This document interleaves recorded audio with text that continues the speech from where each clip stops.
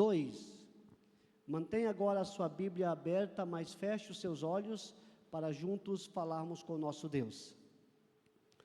Amado e querido Deus, neste momento queremos mais uma vez lhe agradecer, porque estamos aqui reunidos em tão boas circunstâncias e queremos continuar ouvindo a sua voz falando ao nosso coração. E é para isso que neste momento clamamos que o teu Espírito Santo visite o nosso coração e abra a nossa mente para compreendermos aquilo que o Senhor quer nos apresentar nesta manhã. Continue conosco, nos dê a tua paz, o teu amor e o perdão onde temos pecado. Nós te imploramos em nome de Jesus. Amém. Muito bem, queridos, nós estamos trabalhando algumas temáticas a cada mês. E nesse mês foi me falado que, com exceção de sábado passado, mas também tem a ver com um pouquinho a respeito daquilo que nós estamos trabalhando, que é o aspecto da saúde. E nunca na história do planeta a saúde se tornou um tema tão importante como tem se tornado agora. E, lamentavelmente, após a pandemia da Covid-19, até hoje ainda a ciência busca algumas respostas estas que não chegam até ao nosso conhecimento. E hoje um dos maiores problemas que tem afetado a humanidade é as doenças relacionadas à saúde mental, não é a física. A física muitas vezes ela é encontrada de diversas formas, mas hoje a ciência ainda busca desvendar alguns mistérios relacionados à nossa mente. E eu até vou pedir licença para vocês, que eu copiei aqui, peguei uma colinha aqui, porque muitas informações eu queria compartilhar com vocês. Segundo a Organização Mundial da Saúde, no mundo, 1 em cada 8 pessoas sofre de algum transtorno mental. E, lamentavelmente, a ansiedade e a depressão são muito mais comuns e elas são representadas, nesse caso, em 60% dos casos. E no Brasil, e agora você vai entender, no Brasil, nós somos o 4º país mais estressado do mundo. Olha só que interessante isso. E claro, logo após a pandemia de Covid-19, o que lamentavelmente gerou-se uma alta de 25% dos casos de ansiedade e depressão. E a Organização Mundial de Saúde, apresentou um relatório no ano de 2023, que quase 1 bilhão de pessoas, e aí incluindo 14% dos adolescentes do mundo, eles vivem então algum transtorno mental. E ainda hoje, o suicídio, ele é responsável por aproximadamente 58% desses casos. Ou seja, e a média apresentada, no caso especificamente do Brasil, ela apresenta que para os adultos acima de 50 anos de idade, isto é muito frequente. E aí nós começamos a trabalhar exatamente o aspecto, da saúde mental, ou seja, você tem cuidado da sua cabeça? Qual é a forma que você tem tratado e cuidado de alguns pontos? E agora eu queria ler com você aqui o texto do livro de Romanos, capítulo 12, verso 1, que diz assim: rogo-vos, pois, irmãos, pelas misericórdias de Deus, que apresenteis o vosso corpo por sacrifício vivo, santo e agradável a Deus, que é o vosso culto racional. E aí o verso 2: e não vos conformeis com este século, mas transformai-vos pela renovação da vossa mente, para que experimenteis qual seja a boa, agradável e a perfeita vontade de Deus. Quando falamos a respeito da renovação da nossa mente, e aí eu pergunto para você, quais são os mecanismos que você tem buscado para renovar a sua mente, a minha mente? Irmãos, assim, a mídia, ela também, lamentavelmente, ela nos enche de informações, que algumas delas são positivas, porém nem todas trazem alguns benefícios para mim e para você. E aí eu queria já iniciar perguntando para você, quem controla a sua mente? Nós estamos no meio cristão, então é comum já pensarmos que quem deveria sim controlar a nossa mente, talvez a resposta se torne aqui a maioria, que é Cristo? Cristo sim deveria controlar a nossa mente, porém, depende o quê? Das informações que nós estamos recebendo. Ou seja, duas fontes podem se programar aí no seu banco de memória, e aí eu pergunto, é Cristo ou Satanás que tem controlado a sua ou a minha mente? E aí eu separei aqui, irmãos, alguns textos, para que juntos possamos meditar e sair daqui talvez com uma compreensão um pouco mais elevada, diante daquilo que nós estamos vivendo e buscando. E olha o que diz ali, olha, Satanás está sempre procurando impressionar e controlar o quê? A mente humana. E aí eu pergunto assim, irmãos, diante de tudo aquilo que nós estamos vivendo, diante de tudo aquilo que nós estamos vendo, você tem conseguido controlar a sua mente? Você tem conseguido desenvolver um raciocínio pleno e absoluto diante de tudo aquilo que você tem apreciado nesse mundo? Sabe, irmãos, eu tenho acompanhado algumas estatísticas e particularmente isso não me assusta, porque como cristão nós sabemos que o nosso planeta ele está com os dias contados.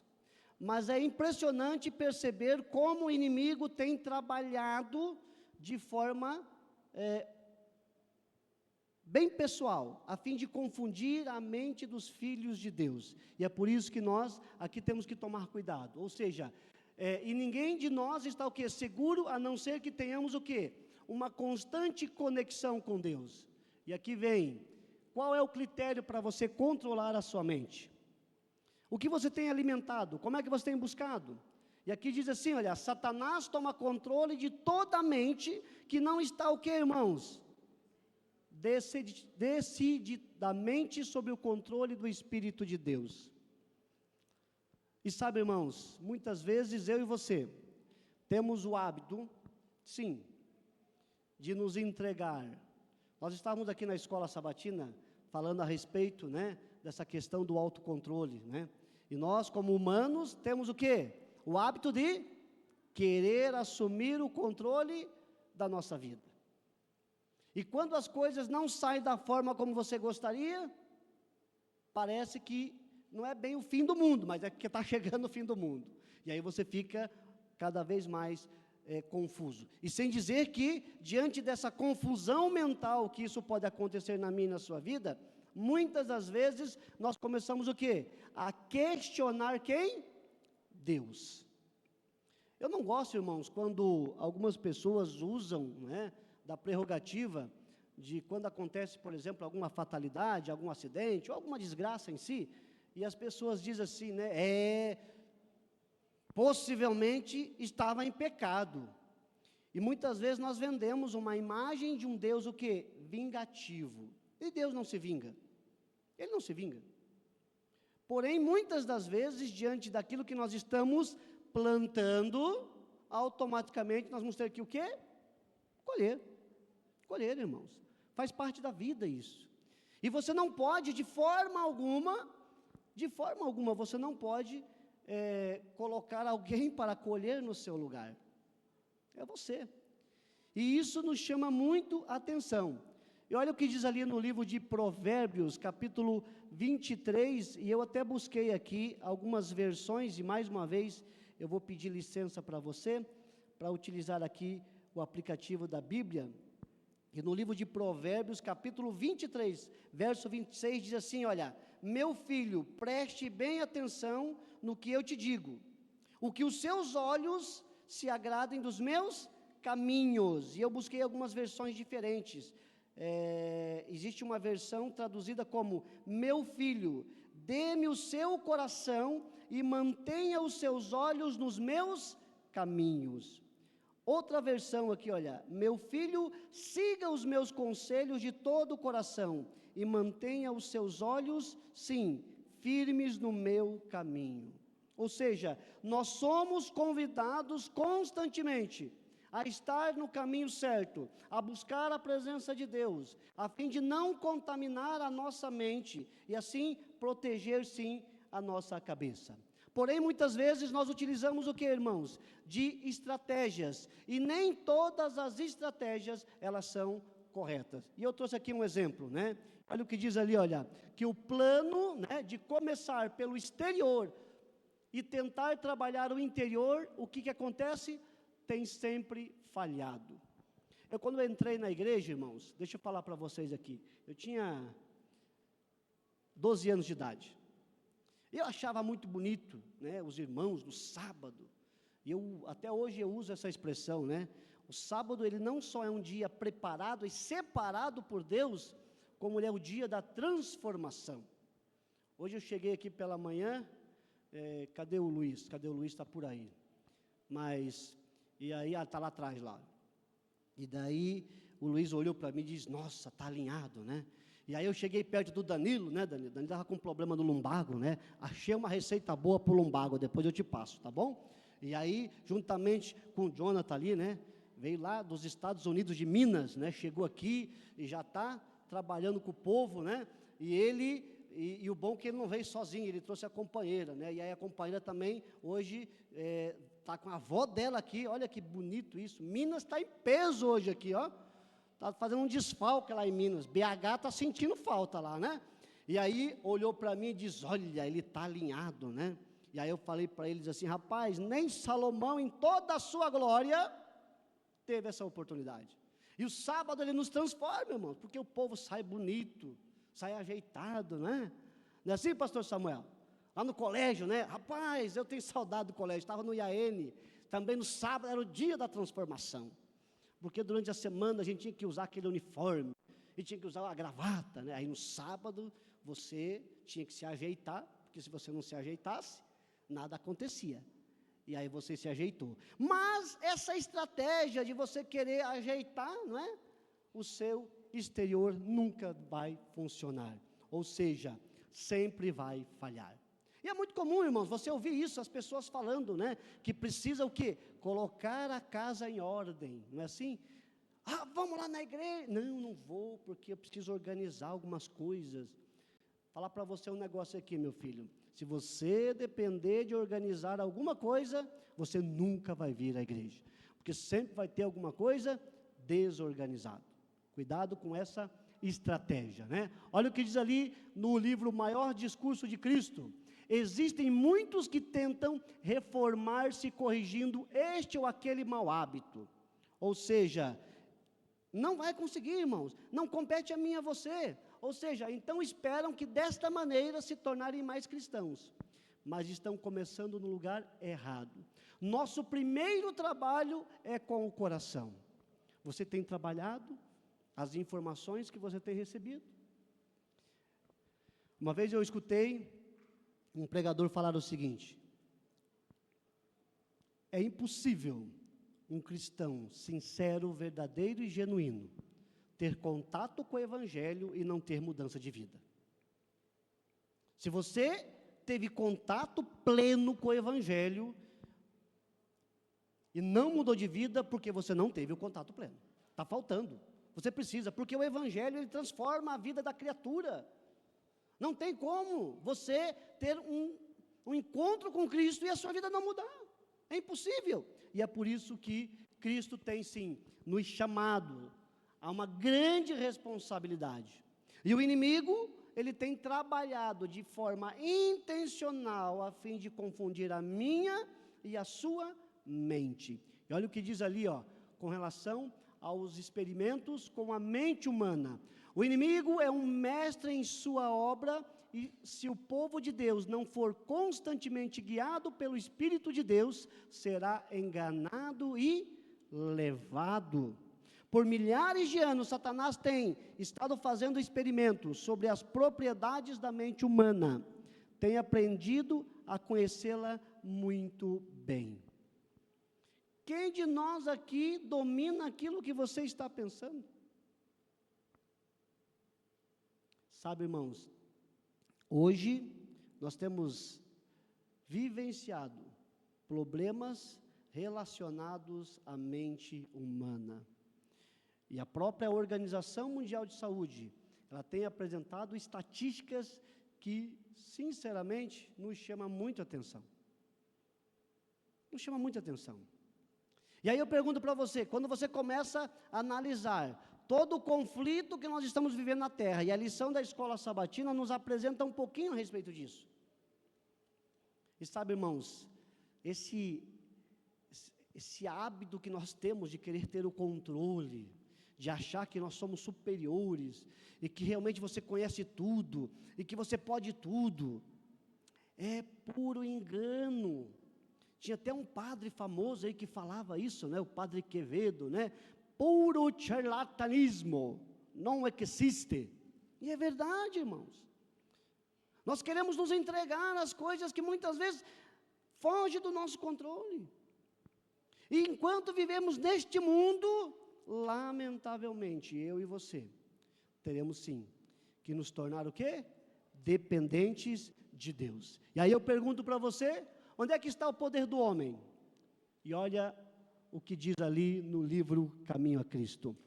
Este é o poder governador na natureza do homem, o poder da decisão ou da escolha. Irmãos, vamos lá. Boa parte de vocês exercem atividades remuneradas, né? Alguns são empresários, outros são profissionais liberais, alguns são seletistas, né? E outros são funcionários públicos, no meu caso, né? Funcionário de vocês. E eu peço encarecidamente que vocês continuem atentos às DARFs, aos impostos, né? Porque, senão, quando chegar no final do mês, pode haver um problema de caixa e talvez o meu salário seja atrasado. Então, eu peço que você, carinhosamente, né? Ao receber ali aquela DARF, né, aquele ICMS, você que é empresário, por gentileza, mantenha em dia o seu pagamento para que as coisas continuem no seu devido lugar, ok? Mas olha só, muitos de nós temos o poder de escolha, e eu costumo dizer o seguinte, pela manhã, quando você coloca o seu celular para despertar, porque assim, nós estamos vivendo na modernidade, né?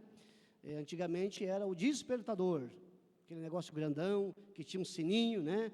Hoje ninguém tem mais isso, hoje é o celular, né?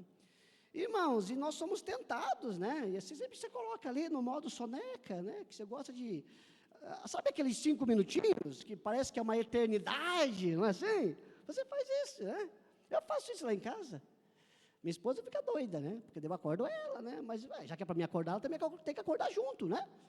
Na alegria e na tristeza, até que a morte se separe, é assim. E você tem o poder de decisão, de levantar no horário certo, ou sair correndo que nem um desesperado, e aí você começa a reclamar do trânsito, que o trânsito está impossível, mas não é que o trânsito está impossível, se você saísse no horário certo, tudo certinho, não ia ter tanto problema. A decisão, a escolha, e olha o que diz ali, ó, a sua vontade é a fonte de todas as ações, irmãos. Quando eu comportei por 8 férias. E uma das férias, nós tínhamos um colega, eu falo que tinha porque eu perdi o contato com ele, não sei se ele está vivo, se está morto. E naquela ocasião, inclusive, eu tive a felicidade até de dividir o quarto com ele no colégio. O Wester Clay, o nome dele. O Wester Clay tinha umas características muito interessantes, porque naquela ocasião, ele tinha algumas habilidades que nós não tínhamos.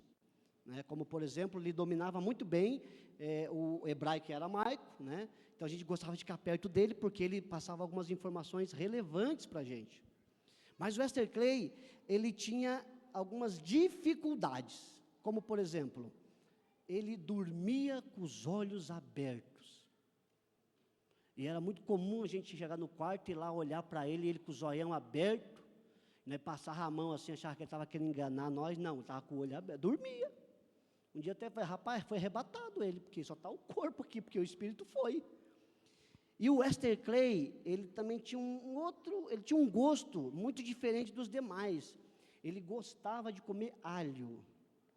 E dentro do quarto tinha um potinho de alho que ele ficava comendo. E aí aquilo pelos poros saía assim, aquele odor muito agradável, né? E aí, lamentavelmente, eu tive que pedir para ser trocado de turma, de quarto, né? Porque eu ia sair dali temperado. E aí ouviram o meu clamor. Mas o Wester Clay, na última campanha nossa, nós fomos trabalhar num bairro em Joinville, E o Wester Clay falava assim para mim: rapaz do céu, eu tenho medo de sair devendo da campanha, mas a minha preguiça é maior que o medo. E aí ele sempre tinha alguma dificuldade com relação à comportagem. Ou seja, a vontade dele era uma, mas ele não conseguia colocar em prática essa vontade. E talvez aconteça conosco, irmãos. A gente tem essas situações e esses desafios a vivenciar. E aí eu pergunto mais uma vez: quem controla a vontade do homem? E olha o que diz no livro Mensagem aos Jovens, página 154. Esta vontade, que é um fator tão importante no caráter do homem, foi dado ao controle de Satanás, por ocasião da queda.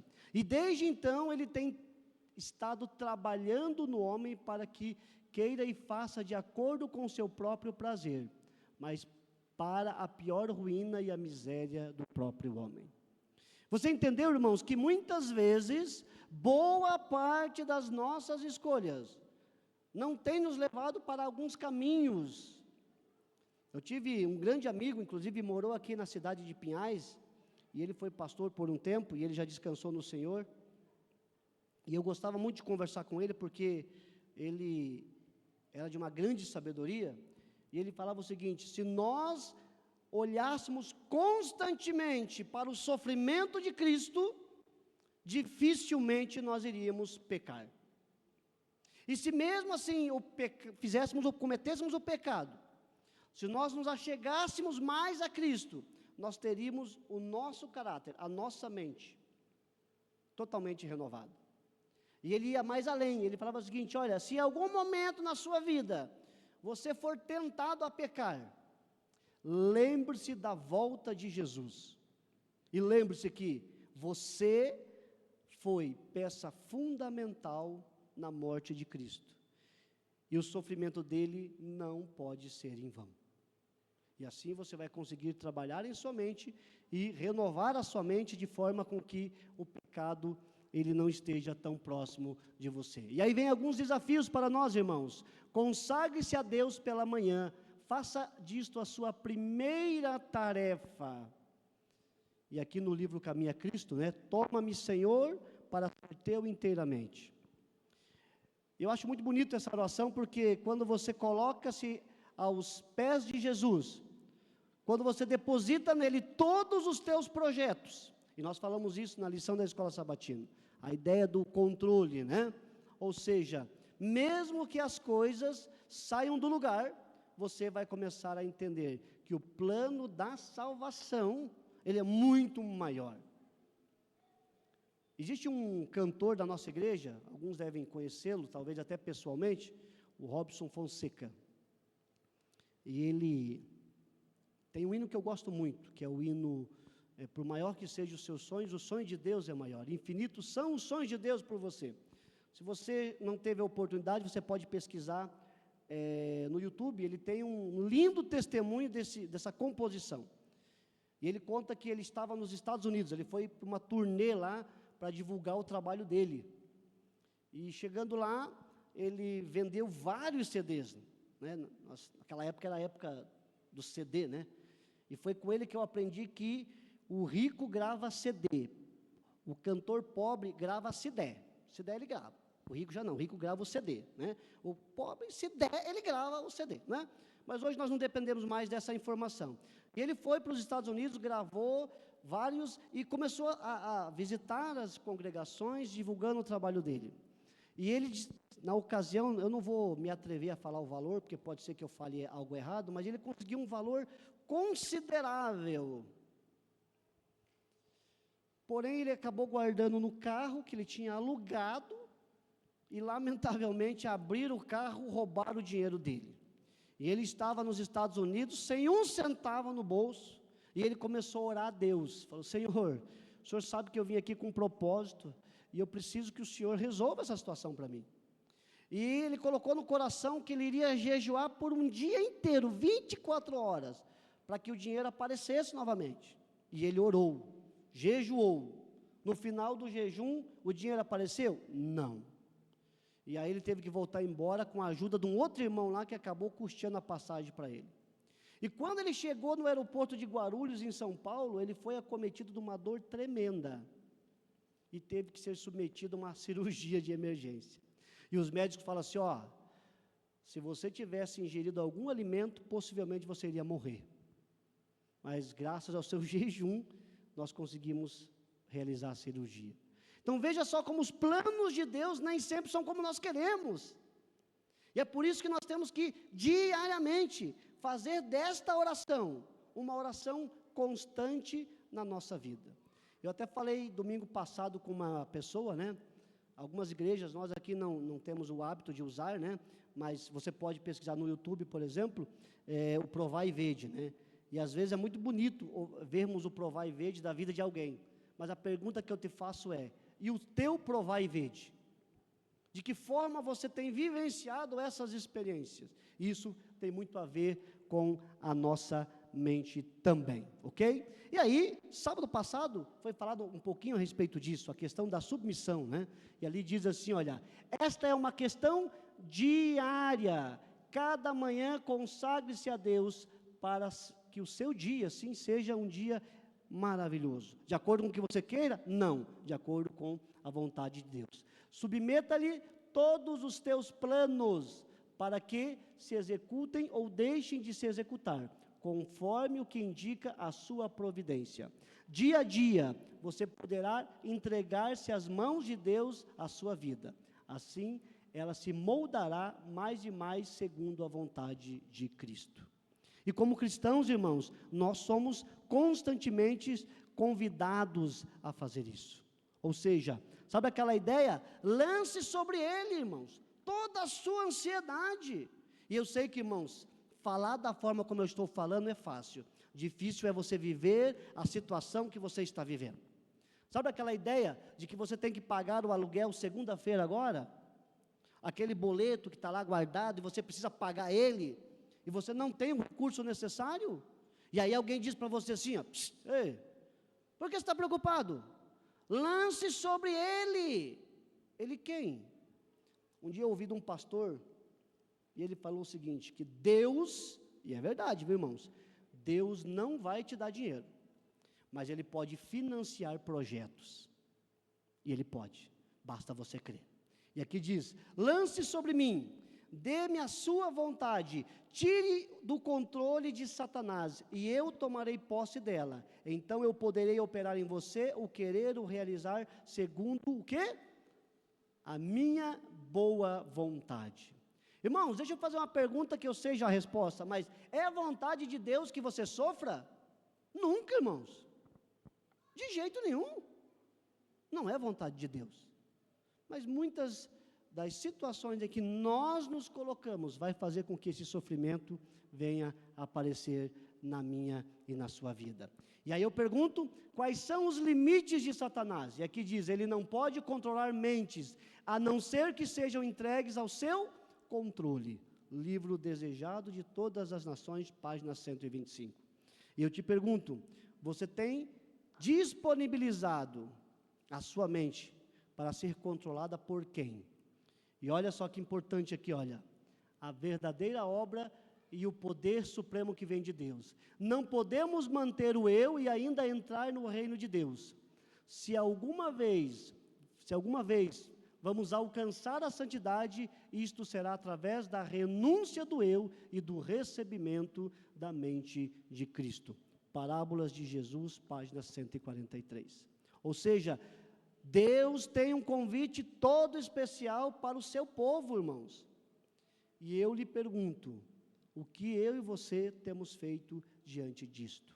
Como é que nós temos trabalhado a nossa mente? Como é que você tem desenvolvido as suas habilidades? Como é que você tem tratado as suas vitórias? Não é assim? Talvez no momento de dificuldade, eu e você clamamos sim a Deus, mas quando nós somos vitoriosos, o que acontece? Você talvez comece a se vangloriar, dizendo, eu consegui, eu sabia que ia dar certo, era uma questão de tempo, eu sabia que a minha estratégia estava correta.